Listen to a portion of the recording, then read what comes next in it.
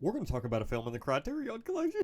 First off, I really just want to say thank you guys. I really appreciate you guys subscribing and watching my stuff. Like, I never know when I upload a video what it's going to do. Like, I mean, sometimes I'll upload a video and I'll refresh it a couple hours later and it'll have like 300 views and then like 600 and 1,000. And it just means a lot to me. So I'm glad you guys enjoying hearing me talk, I guess. And also, if you guys want to check out my link tree down below, you can. You can check out my filmography, follow me on Instagram, Letterboxd. I'm always looking to connect with other filmmakers, other content creators.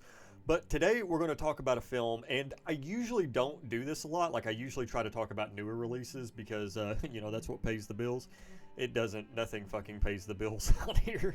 But I do like to talk about an older release every now and then, especially when I do like a ranked video or what have you, or maybe like a top 5 something. Usually that's whenever I'll indulge in older films. But there was one film that I just could not wait to talk about, and I think I'm going to make more videos like these if you guys like it. But I've not seen many people talk about this film. Like, there's a few analysis on YouTube for this specific film, and I watched it because right now I am working on a script that basically, it didn't call for me to watch Seconds, but I knew Seconds would be a really good film to watch just for inspiration and to sort of get an idea of things.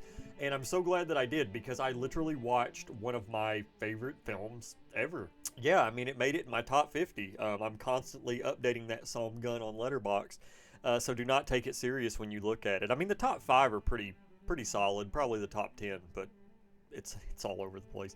And I love it whenever I find a new film to talk about. And Seconds with Rock Hudson, directed by John Frankenheimer, which is such a good name. John Frankenheimer. Like, I wouldn't even go to the theater and say, let me get 2 tickets for Seconds. Can I get 2 tickets for John Frankenheimer's new film, Seconds, please? Thanks. Such a badass name. But if you don't know what Seconds is about, it follows an older gentleman who is essentially unsatisfied with life, and he ends up getting a mysterious phone call from somebody that he thought was not in the predicament that they're in currently.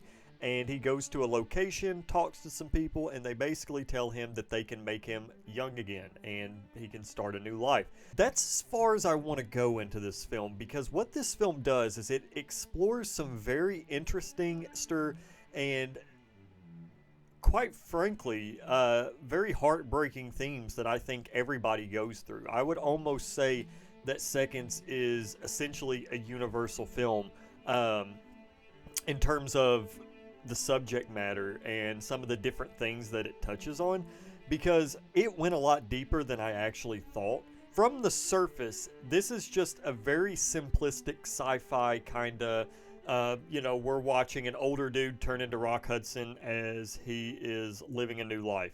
That is technically the correct synopsis, but if you go into anything else, you're almost at risk of spoiling everything. Like, there really is a turning point in this film, I think, especially probably about an hour in, where you start to realize what's actually going on and what our character is going through and the people around him, who they really are.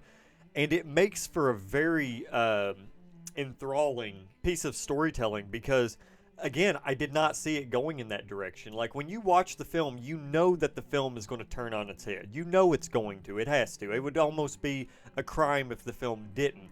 But it's just the way that it does. I don't want to say anything else about the story. You guys should definitely check it out. It's a short watch. It's only like an hour and 47 minutes.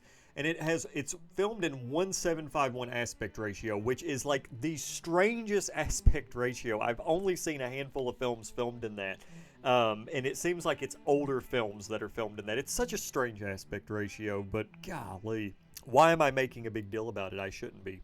One thing about the film Seconds that I really enjoyed that I can talk about is the camera work and how things are filmed and the blocking. It's very ahead of its time, where I feel like I haven't even seen another film that's been able to completely replicate what Seconds does. Like, it does this really unique thing where the camera will be right over somebody's shoulder, and it's almost like a third-person point of view. Like if you were to play a video game, say like Silent Hill or Resident Evil or something like that, it is almost reminiscent of that, which is the last film that I seen that did something like that was In a Violent Nature, but this film is just so neat with it. Like, it's almost, it's so fluid, like I can't explain it, but it looks so cool. And there's also a specific shot that's a POV shot.